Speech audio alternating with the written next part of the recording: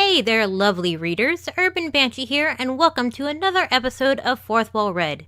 Today's book is from a genre that is honestly a guilty pleasure of mine. What? No, not romance. Good God, no. Yuck. Though this genre does often heavily feature romance. That's what happens with female-centered stories. What I'd give for just a few books in this genre that have literally no romance. Moving on, the genre in question is dystopians. Not to be confused with post-apocalyptic. No zombies here, or lawless chaos. A government or society does exist in these stories, but the entire structure is based on lies, forced inequality, and is often hanging by a thread. If you've heard of the popular phenomenon of Hunger Games, you've heard of dystopians. Personally, I enjoyed the potential to create new and interesting societies beyond the stock settings we usually get. Dystopians are also a way to look at current issues in a different light, often with a little future tech thrown in for an interesting edge. Today's book is not one of those. For a potential future, this book seems less 20 minutes in the future and more 20 minutes in the past. But we will get into that. Branded is written by two authors, Abby Kettner and Mithy Kalisicki. While reading Branded, I could totally tell it was a collaborative effort. Not in the unified mix of two styles way, but more like that group activity where each person writes part of a story for 10 minutes and passes the paper along to the next person to write the next part. There is always a wild shift in tone and type of story where you switch, and we all knew when Jason got the paper, god damn it, stop adding an alien abduction every time the story gets to you! Sorry, got off topic there. Branded's premise is that our current justice system has been replaced. Instead of being accused of a crime, going to trial, and potentially going to jail, now there is only the whole. Once someone is accused, they are guilty. No ifs, ands, or buts. The accused are branded with a band of color around their necks, each color corresponding to one of the 7 deadly sins, and sent to live in the hole for the rest of their lives. The Hole is a city that is surrounded by a 20-foot concrete wall, and the only ways in or out are heavily guarded. For those interested in knowing what the branded colors are, lust is blue, gluttony orange, greed yellow, sloth black, wrath red, envy is green, and pride is purple. Don't bother taking notes, there will be no test. If this story was told visually, either via comic or movie, this tidbit would be an interesting fact. You would see all the different brands, and as an audience would be dealing with being stuck between the labels these people are placed under versus what they are really like. In an instant, we would know a little about each person without the story being bogged down. Instead, we have to be told the color of each person as it matters, which it never really does.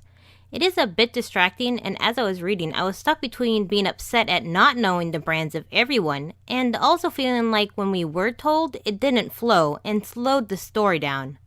But enough stalling. I'll discuss the logistics later. Time to just dive into the plot. Our main character is Lexi, and we are introduced to her as she is about to attempt suicide. Just as she is about to go through with it, she hears guards coming for her, at which point she decides to make a run for it. As you can guess, Lexi doesn't make it and gets captured, handcuffed, and thrown in the back of a car. Lexi is driven to the hole, where she will live until she dies. There she is escorted through, stripped, and branded with blue for lust. How the brands are applied are confusing to me. A collar of sorts is placed around the sinner's neck, and it burns the color into their skin. Neither tattoos or burns work that way. And it can't be some new trend society came up with either, since when I say burn, I mean painful burning flesh sensations as well. It hurts like hell is what I'm saying. When a guard takes away her only connection to her dead father away, a ring, that guard flips his shit when he sees what color her eyes are. Dude has a freaking panic attack. They are the strange and otherworldly color of turquoise. Yeah, I don't really get it. It's just a color and not even that strange of a color. The book also tells us random exposition things like how Lexi is from a wealthy family, but you couldn't tell by looking at her since she is so skinny, and the wealthy usually aren't and are greedy, indulgent people. The only reason they don't all get thrown in the hole is they supposedly bribe guards to look the other way. An attractive guard named Cole is assigned to watch over Lexi, which is unusual. Sinners are left to fend for themselves in the hole. Lexi is sent through to orientation, which just happens to start when she arrives. No mention of anyone waiting for her, so her arrival is just conveniently timed, a running theme in these stories. Orientation is a black and white movie that shows the history of the Whole. Maybe the Whole spent their color budget on those brands everyone has. Despite it being a movie, it is practically all narration. Years ago, a man gained power and revamped the judicial system. He was hailed as a savior, though no one knows what he looked like.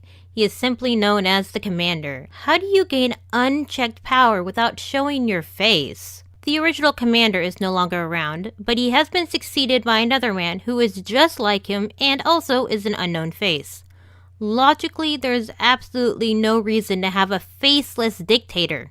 The only reason is so we can have the super dramatic reveal during the climax. Before I go any further, I feel the need to give a warning. I don't normally feel the need to warn people when I talk about most other books. I'll swear, mention sex if it's prudent to the story, and spoil the hell out of books featured on Fourth Wall Read, all without warning. But guys, as a halfway decent human being, I feel the need to warn you stuff ahead can get a bit squicky. Look, I'm going to just spoil the major reveal of this book now. The commander is Lexi's stepfather. Lexi, of course, doesn't know this, but it is also the reason she gets a guard to protect her in the Hole. The commander's exact motivations are unclear since it is his fault she is also in the Hole.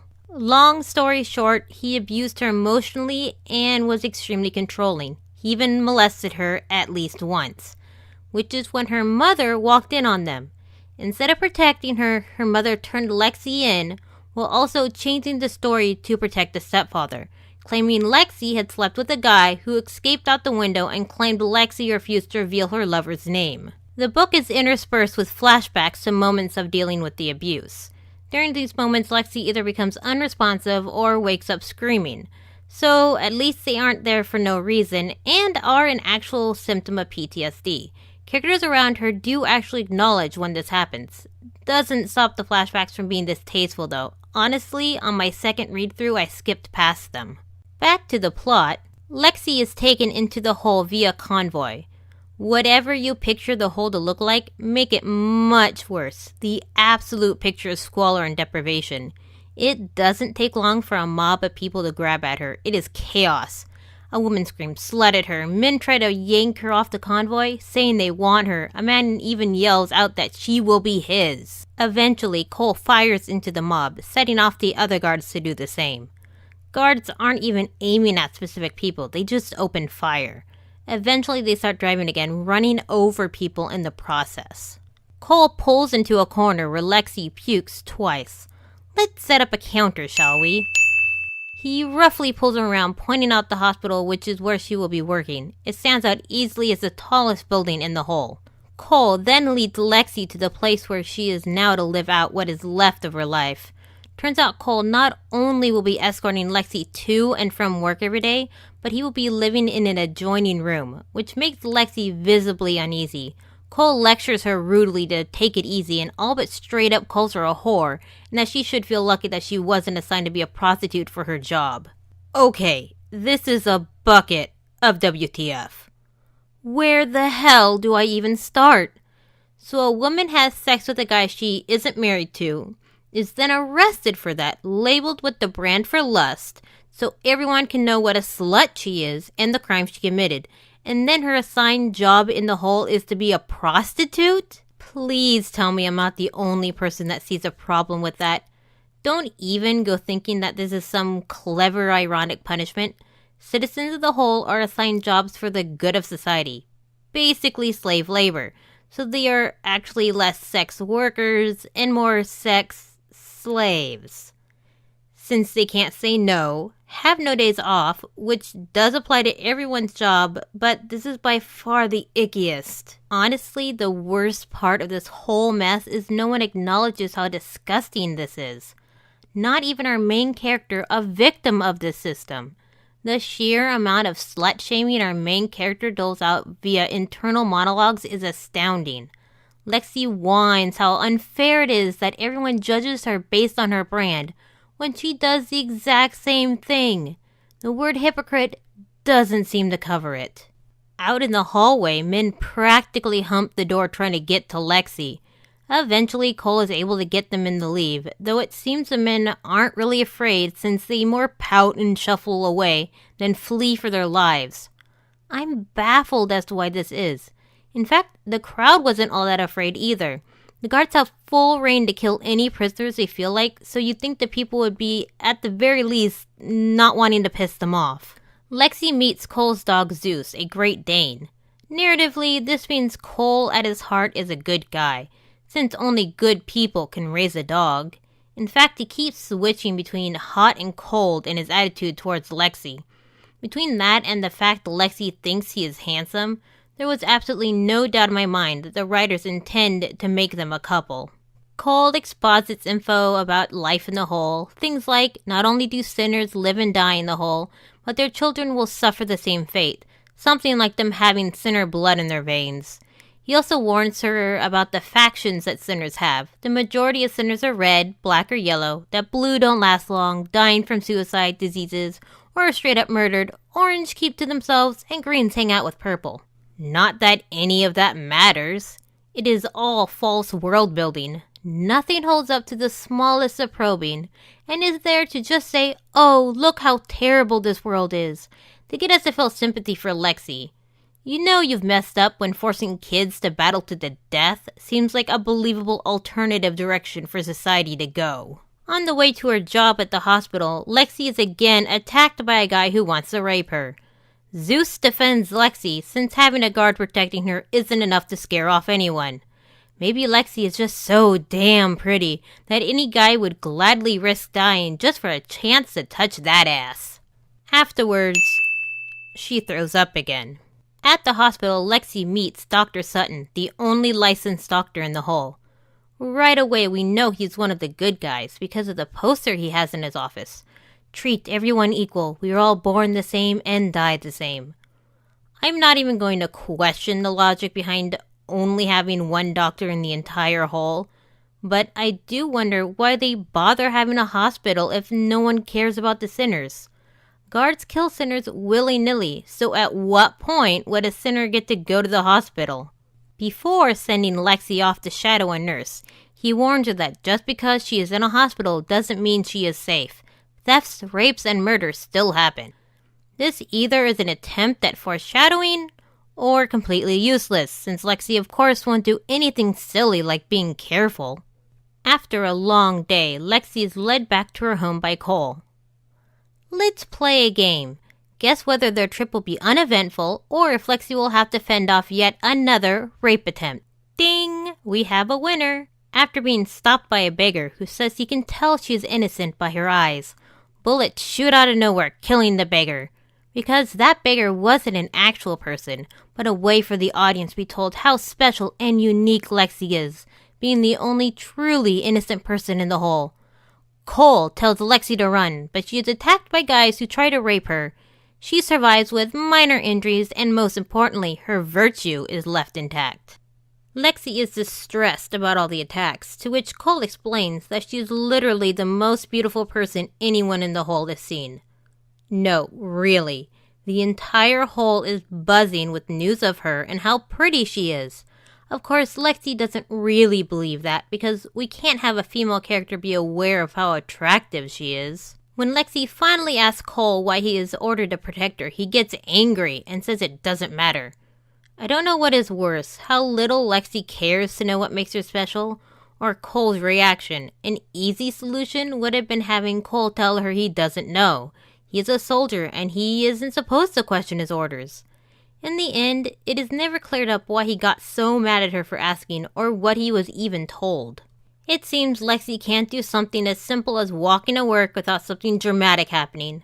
The next morning, her trip is interrupted by a public execution being led by a high-ranking guard named Wilson, who isn't only sadistic, he is also fat. The first execution is for a group of 4 guys whose crimes are having weapons. Lexi thinks to herself that the guards are hypocrites for only having rules that protect themselves.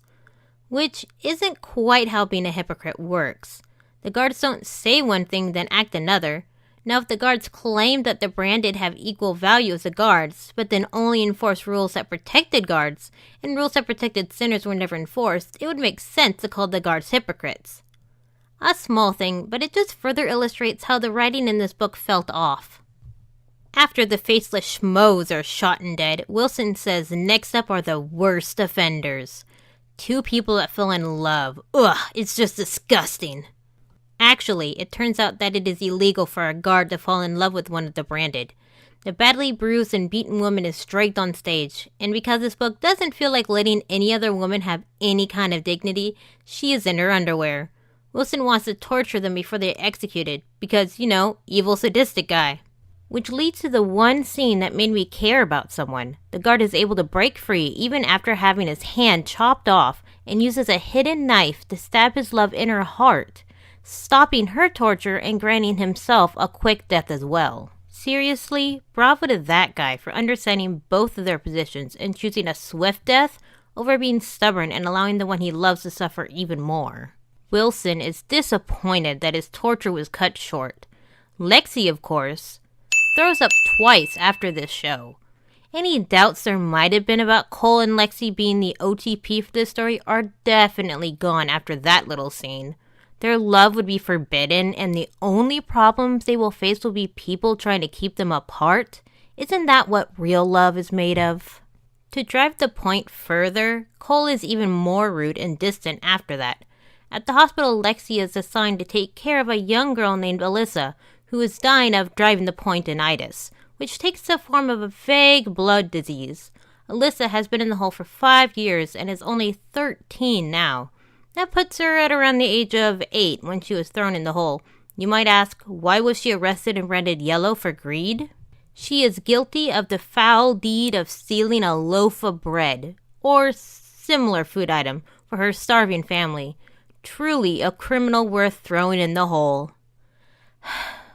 I know dystopians are supposed to be awful, corrupt societies, and we as an audience are often introduced to the world just before the Jenga tower of poor choices collapse. But how has this world not just straight up shat itself? Literally anyone can be arrested for anything. What are even the rules or guidelines for being branded a sinner? Despite getting the cold shoulder from Cole, Lexi burns up with jealousy when she sees one of the nurses flirt with him. At first, Alyssa is all angry and moody, not wanting to be bothered by anyone. Lexi eventually gains her trust, though, and becomes friends with her. At one point, Alyssa begs Lexi to not let her die, to which Lexi has to remove herself from the room and have what can only be described as a tantrum. Screaming, throwing stuff, bashing a mirror in with a now busted IV holder, like a spoiled child.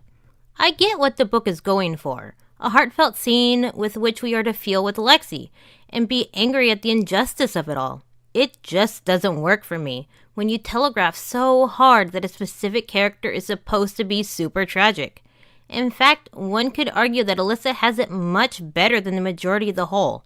Yeah, she is dying from the boo-hoo disease, but she gets better treatment than the majority of the patients at the hospital.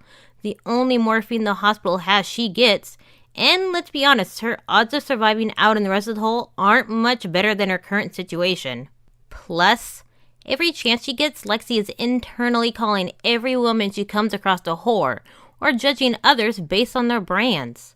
So, I don't really care about what Lexi thinks, and I saw what would be going on with Alyssa a mile away. After ruining priceless supplies that the hospital clearly can't afford to lose, Sutton finds her. Instead of being upset, he has Lexi pick out a book to read to Alyssa. He tells her to just be kind to Alyssa and be there for her, since she only has a few weeks left to live. Alyssa not only ends up loving the book, but finishes up the 300-page book by herself overnight. That's pretty surprising. I never would have guessed Alyssa would know how to read, considering she's lived in a prison since she was 8. Do they have public schools in the hole? Oh, you may be thrown in prison for life and have a super sad gonna die disease, but damn it, you will study for the SATs. As the end nears, Lexi gets some makeup from some prostitutes so she can make Alyssa look pretty and healthy. The prostitutes are almost humanized, but it is quickly forgotten, and they are back to being labeled as whores. Lexi asks Cole to let her stay the night at the hospital with Alyssa since she only has a few days left, to which Cole replies that any other guard would have already beaten and raped her, and all she does is continue to push him. Oh, I see why you like him so much, Lexi, a real keeper. Plus, his job is to protect Lexi, so wouldn't beating the crap out of her go against that? She also asks Cole to take Alyssa on a date, since she has never been on one. He relents because, darn it, he's just a sweet guy underneath it all. Cole carries Alyssa to their pretend date, since at this point she was too weak to walk. Despite the practically Oscar baitness of the scenario, it failed to penetrate through my stone heart. A few days pass as Alyssa gets weaker and closer to death. Cole warns Lexi that her stay at the hospital overnight can't go on much longer, since the other guards are starting to talk, which I don't understand. The book makes it clear to the readers that they are supposed to be falling in love, which is against the rules. But how is staying with the little girl as she dies make things look worse to outsiders than their usual setup, which is having adjoining rooms? Guards sleep with the branded all the time even, so how does one distinguish between a guard enjoying a branded's company and them falling in love with each other? Lexi catches the nurse Amber kissing a guard, and when the guard sees her, he offers her the same treatment. It is made clear the guard had no intention of letting Lexi say no to him, and Amber only mostly willingly goes with the guard. We find out that a branded doesn't have the right to turn a guard down, but saying yes gives you extra privileges. Amber is scared of the guard, but goes along because it is in her best interests. Right after we are given this information, Lexi thinks to herself that Amber is a slut, and that she was right in thinking Amber was a slut the first time she saw her. Ugh! Lexi is such a fucking hypocrite. She thinks she is so special since she hasn't had to use her body to survive, but that is because she has Cole protecting her. In fact, it seems somebody is trying to rape her every 5 minutes. You know what? No, I'm done with this today. Screw Lexi and this book. I need a break. I'll be back to finishing ripping this book to shreds, but until then, I'm gonna go watch some cartoons or something. Ugh, I need something cute that at least tries.